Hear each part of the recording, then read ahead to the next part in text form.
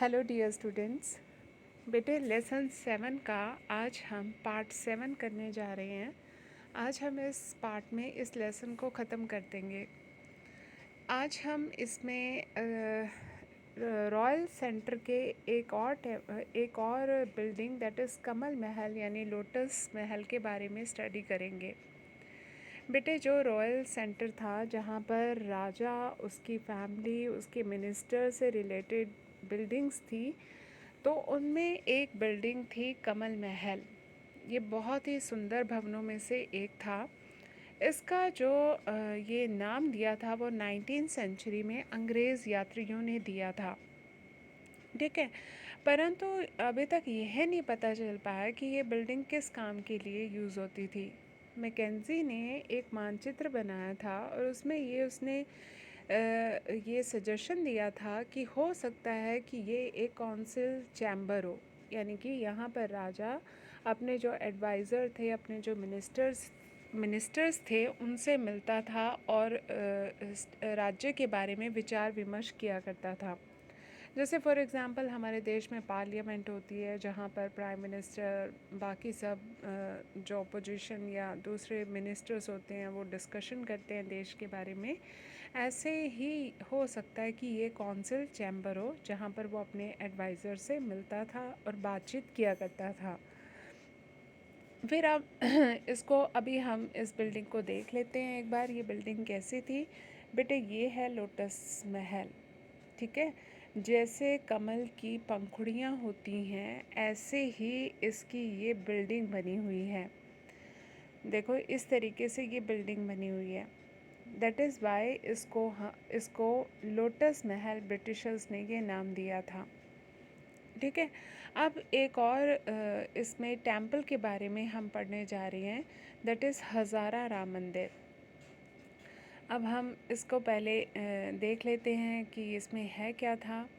जो हज़ारा राम मंदिर था ये भी जो था रॉयल सेंटर में था। इसका यूज़ जो था वो राजा और उसकी फैमिली ही किया करती थी, ठीक है। इसकी दीवारों पर बहुत सुंदर सुंदर मूर्तियाँ बनाई गई हैं और इसके अंदर की जो वॉल्स थी उनके ऊपर रामायण के चित्र बने हुए थे। कोई 1000 के करीब चित्र बने हुए थे, पिक्चर्स बनी हुई थी। That is why it is called Hazara Ram Mandir, क्योंकि 1000 पिक्चर्स बनी हुई थी, ठीक है। अब हम इसको देखते हैं कि कैसे थी। ये देखो, ये है हज़ारा राम मंदिर। इसकी दीवारों पर जो है ये पिक्चर्स बनी हुई हैं, हाथी, घोड़े, ये सब पिक्चर्स बनी हुई हैं। ये इसका एंट्रेंस गेट है, ठीक है। और ये हमें रॉयल सेंटर में मिला है, यानी राजकीय भवन में नगर में मिला है। बेटे इसका जो सीक्रेट सेंटर था यानी जो रिलीजियस सेंटर था वहाँ तो मंदिर ही मंदिर थे, लेकिन रॉयल सेंटर में भी हमने पढ़ा था कि कोई यहाँ पर 60 के करीब जो थे यहाँ पर टेम्पल्स मिले हैं। तो उनमें ये हज़ारा राम मंदिर था और ये भगवान राम को जो है वो समर्पित है। और इसमें जो है इनसे रिलेटेड जो है रामायण के पिक्चर्स बनी हुई हैं, ठीक है। अब इसको हम आगे देख लेते हैं। ये देखो, ये इसका एक और इसका एंट्रेंस गेट है। ये इसके पिलर्स बने हुए हैं और इसकी दीवारों पर जो है वो सुंदर पिक्चर्स जो है वो बनी हुई हैं। इसके बाद हम इसको फिर से देखते हैं। ये देखो, ये कितना नीटली और कितना खूबसूरती से जो है ये बना हुआ है। ये भी यही अंदर, मतलब इसके अंदर का ये सीन है कि इसमें कैसे बना हुआ है। इसकी बेटे पिक्चर अच्छे से देख लो, क्योंकि ये जो है आपको एग्ज़ाम में पिक्चर भी आइडेंटिफिकेशन के लिए आ सकती है, इसलिए इसको ध्यान से देख लो कि ये क्या है, ठीक है। इसके बाद बेटे हम ये एक और इसकी पिक्चर है। ये देखो, इसमें हर दीवार पे मतलब आप देखोगे कि पिक्चर्स जो हैं वो बनी हुई हैं, ठीक है। इसको अच्छे से बेटे आइडेंटिफाई कर लो, क्योंकि ये एग्ज़ाम में आ सकता है। इसके बाद हम चलेंगे। ये देखो, ये इसके और पिक्चर्स जो है इसकी दीवारों पर बनी हुई हैं। देवी देवताओं की और रामायण से रिलेटेड जो है इसमें पिक्चर्स बनी हुई हैं। ठीक है, अंदर भी ये देखो पिक्चर बनी हुई हैं। ये भगवान विष्णु हैं जो कि राम जिनके अवतार थे, विष्णु के अवतार राम थे।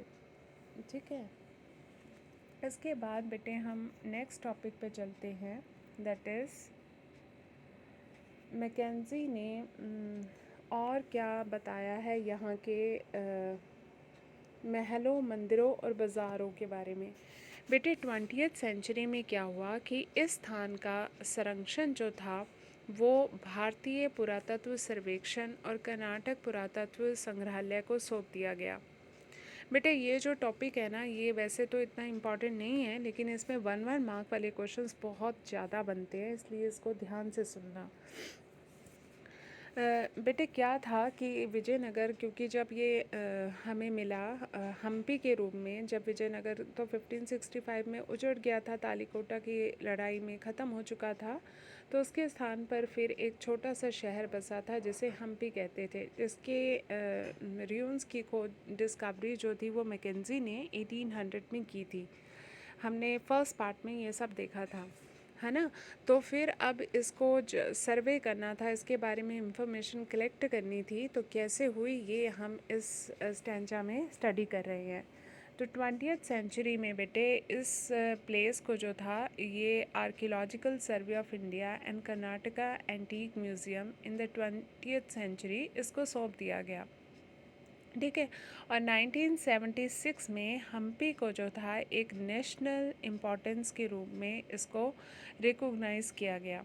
इसको राष्ट्रीय महत्व के स्थल के रूप में इसको मान्यता मिल गई कि ये नेशनल लेवल का मतलब जगह है, इसकी अच्छे से मतलब इसकी संरक्षण करना चाहिए। इसके बाद बेटे क्या हुआ कि 1980 के दशक के आरंभ में, ठीक है, के आरंभ में अलग अलग प्रकार के अभिलेखन इकट्ठे किए गए, यानी इसके जो इंस्क्रिप्शंस थे वो कलेक्ट किए गए, सर्वे किया गया, और इसमें जो भी र्यून्स मिले थे उनका बहुत बारीकी से उनको स्टडी किया गया, और इसके बाद इसके मतलब इसके ऊपर जो था इंफॉर्मेशन कलेक्ट की गई। और इस पूरे जो ये प्रोजेक्ट था इसको पूरा होने में 20 साल लग गए, और पूरे वर्ल्ड के दर्जनों जो स्कॉलर्स थे, उन्होंने आर्कियोलॉजिस्ट थे, उन्होंने इस जानकारी को इकट्ठा किया था और इसको इसकी जानकारी इकट्ठी करके उसको संरक्षित करने का काम किया था। अब हम देखते हैं कि उन्होंने कैसे इसके बारे में सर्वे किया, कैसे जानकारी इकट्ठी की। देखो बेटे, इस विस्तृत प्रक्रिया के सिर्फ एक हिस्से को ही हम बारीकी से देखते हैं। क्या हुआ कि पहले इस पूरे एरिया का एक मैप बनाया गया, ठीक है, फिर पूरे एरिया को जो था 25 स्क्वायर्स जो पार्ट्स थे 25 वर्गाकार भागों में बांट दिया गया। ठीक है, हर वर्ग को एक वर्णमाला यानी ABCDEFG पूरे इसको नाम दे दिया गया। फिर वो जो ए, मान लो ए स्क्वायर है यानी एक वर्ग है ए, उसको फिर आगे और छोटे पार्ट्स में डिवाइड किया गया, फिर उसको आगे और छोटे पार्ट्स में डिवाइड किया गया, और फिर उसको स्टडी किया गया। फॉर एग्ज़ाम्पल, आप किसी एरिया में रह रहे हो, ठीक है, आप उस एरिया का आपको कहा गया कि पूरा पता करो कि यहाँ की हिस्ट्री क्या रही, कौन सी बिल्डिंग्स रही, कैसे रहा, कब हुआ, क्या हुआ। तो आपने पूरे एरिया, मान लो वो एरिया जो है वो 20 स्क्वायर फीट में फैला हुआ था, तो आपने उस पूरे एरिया को सर्वे करना है। आपने पूरे एरिया को छोटे छोटे छोटे छोटे पार्ट्स में डिवाइड कर दिया, पूरे ABCDEF, फिर उसको फिर छोटे पार्ट में डिवाइड किया, फिर छोटे पार्ट्स में डिवाइड किया, फिर आपने बारीकी से पहले A को स्टडी किया, फिर B को स्टडी किया, फिर बारीकी से जब हर काम बड़े मिन्यूटली किया गया तो आपको इन्फॉर्मेशन मिल गई। तो इस कार्य में बहुत ज़्यादा इन्होंने हार्ड वर्क किया था, और हज़ारों जो स्ट्रक्चर्स थे, छोटे टेम्पल्स थे और घर थे, उन सब के बारे में फिर इंफॉर्मेशन जो थी वो कलेक्ट हो पाई।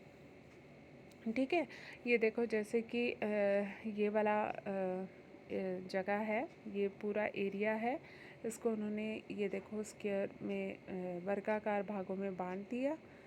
ठीक है, ये छोटे छोटे जो ब्लॉक्स बने हुए हैं ब्लैक कलर के, ये जो है 26 पार्ट्स में इसे डिवाइड कर दिया गया, हर एक को नाम दे दिया गया।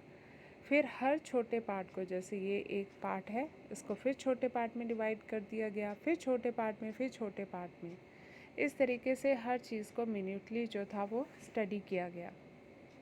ठीक है, फिर ये देखो, ये भी ये इस तरीके से इसका मैप पूरा तैयार किया गया था। ठीक है, इसके बाद हमारी ये एनसीईआरटी का एक लास्ट स्टैंजा है कि जॉन एम फ्रिटिज और जॉर्ज मिशेल तथा एमएस नागराव, जिन्होंने इस स्थान पर वर्षों तक कार्य किया था, उन्होंने क्या लिखा कि ये याद रखना महत्वपूर्ण है, विजयनगर के स्मारकों के अपने अध्ययन से हमें नष्ट हो चुकी लकड़ी की वस्तुएं, पिलर्स जो थे, भीतरी छत, लटकते हुए छज्जों के आंतरिक भाग तथा मीनारे, एक पूरी श्रेणी की कल्पना करनी पड़ती है जो प्लास्टर से सजाए और संभवतः चटकीले रंगों से चित्रित थे। इसको शॉर्ट फॉर्म में देखते हैं, येलो जो ब्लॉक में है। हालांकि लकड़ी की संरचनाएं अब नहीं है, वो कहते हैं कि ये यहाँ पर जो वुडन स्ट्रक्चर था वो अब नहीं है, यहाँ केवल पत्थर की संरचनाएं ही रह गई हैं या यात्रियों द्वारा पीछे छोड़े गए जो विवरण हैं, जो इस टाइम में पेस, बारबोसा, ठीक है, ये जैसे कि यात्री आए थे तो इन्होंने जो कुछ भी लिखा वो डिस्क्रिप्शन हमारे पास है और उस समय के स्पंदन से पूर्ण जीवन के कुछ आयामों को दोबारा निर्मित करने में सहायक होती हैं।